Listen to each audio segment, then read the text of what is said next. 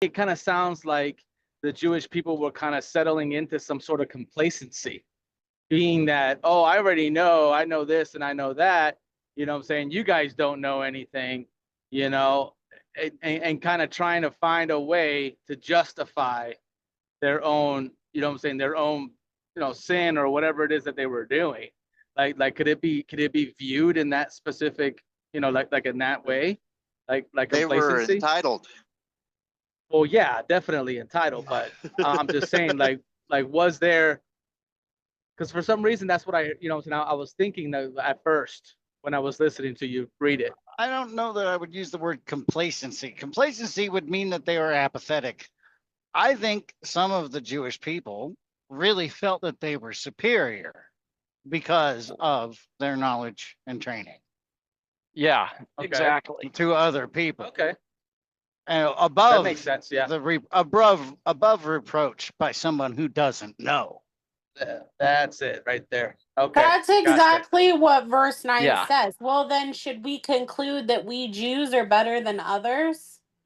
And this No. is Paul writing, right? To Right. the Roman church. And he's putting himself in the in the group of being a Roman, not a Roman, but A Jew. a Jew, which he was. Oh Yes. yeah. A Jew among Jews. He had more credentials in terms of Jewish heritage than most other Jews. Period. Yeah. From a stereotypical standpoint, the logical conclusion should have been the opposite, because the Jews screwed up and they were supposed to be the ones that knew better. Well, you're right. They did know better, all the information. The problem is they stopped interpreting it accurately. Instead of looking at the law as a model of how they should strive to live, they started looking at the closer I get to the law, the more saved I get. Instead of so they took the law of the Mosaic law and they turned it into through acts I can be saved, instead of through grace I can be better. Right. Yeah, the So perspective it had to do with how they looked at the law. traditional value.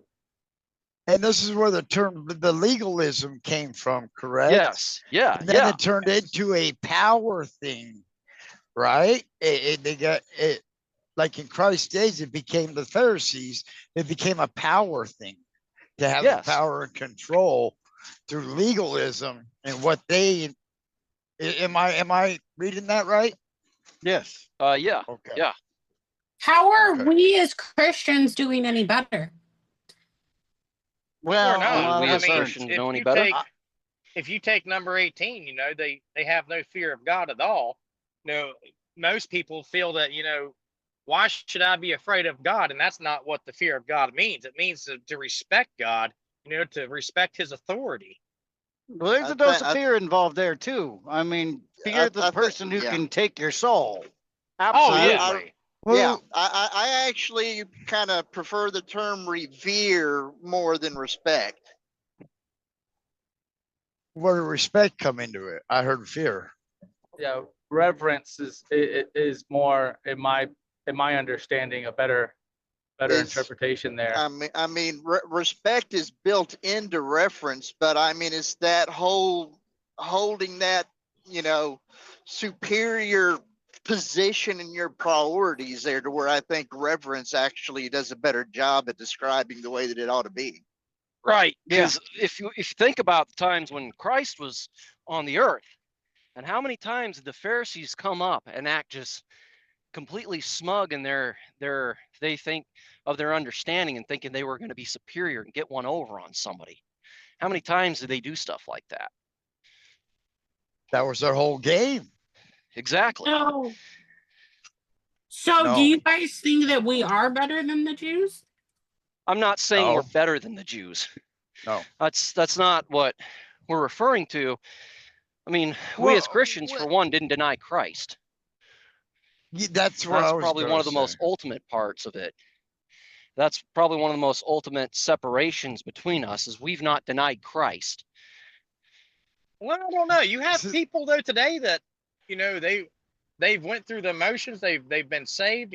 They walked a very fine line for quite a years, and then all of a sudden something bad I happens think- in their life, and they reject him, and they don't wanna be Christians with do him. it too. Christians what- do it too. Yeah, Yeah, that's I- the same I- what you thing call as a rejecting. fair them. weather Okay. what I we call thi- fair I weather think Christians. I think a roundabout way to address the question on whether or not we would be doing any better or not. I mean, from a general standpoint, the ones that are more humble and has a better grasp and understanding and of that humility and the need for it and everything are doing better when it comes down to it. But as soon as you come to the position that I am more humble than you are, you just went ahead and short circuited and screwed You're up the whole humble. train of thought then.